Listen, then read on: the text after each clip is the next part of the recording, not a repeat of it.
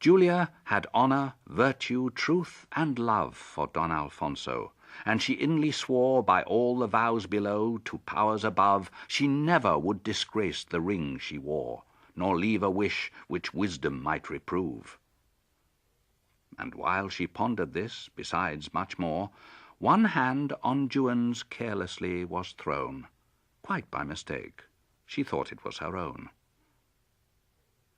Unconsciously she leaned upon the other, which played within the tangles of her hair, and to contend with thoughts she could not smother, she seemed by the distraction of her air. 'Twas surely very wrong in Juan's mother to leave together this imprudent pair. She, who for many years had watched her son so, I'm very certain mine would not have done so. The hand which still held Juan's by degrees gently but palpably confirmed its grasp. And if it said, "Detain me, if you please," yet there's no doubt she only meant to clasp his fingers with a pure platonic squeeze. She would have shrunk as from a toad or asp had she imagined such a thing could rouse a feeling dangerous to a prudent spouse. I cannot know what Juan thought of this, but what he did is much what you would do. His young lip thanked it with a grateful kiss, and then, abashed at its own joy, withdrew in deep despair lest he had done amiss. Love is so very timid when 'tis new. She blushed, and frowned not, but she strove to speak, and held her tongue, her voice was grown so weak. The sun set, and up rose the yellow moon. The devils in the moon for mischief, they who called her chaste, methinks, began too soon their nomenclature. There is not a day, the longest, not the 21st of June, sees half the business in a wicked way, on which 3 single hours of moonshine smile. And then she looks so modest all the while.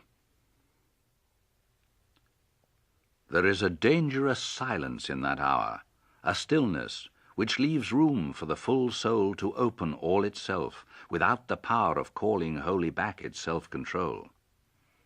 The silver light, which, hallowing tree and tower, sheds beauty and deep softness o'er the whole, breathes also to the heart, and o'er it throws a loving languor, which is not repose.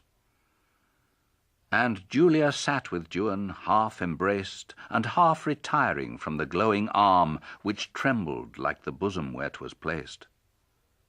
Yet still she must have thought there was no harm, or else 'twere easy to withdraw her waist.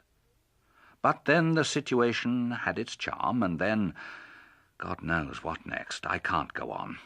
I'm almost sorry that I e'er begun. O Plato, Plato, you have paved the way with your confounded fantasies to more immoral conduct by the fancied sway your system feigns o'er the controlless core of human hearts than all the long array of poets and romancers. You're a bore, a charlatan, a coxcomb, and have been at best no better than a go-between. And Julia's voice was lost, except in sighs, until too late for useful conversation. The tears were gushing from her gentle eyes. I wish indeed they had not had occasion. But who, alas, can love, and then be wise? Not that remorse did not oppose temptation. A little still she strove, and much repented, and whispering, "I will ne'er consent," consented. 'Tis said that Xerxes offered a reward to those who could invent him a new pleasure. Methinks the requisition's rather hard, and must have cost his majesty a treasure. For my part, I am a moderate-minded bard, fond of a little love, which I call leisure. I care not for new pleasures, as the old are quite enough for me, so they but hold. O pleasure, you're indeed a pleasant thing, although one must be damned for you, no doubt. I make a resolution every spring of reformation ere the year run out, but somehow this my vestal vow takes wing, yet still I trust it may be kept throughout.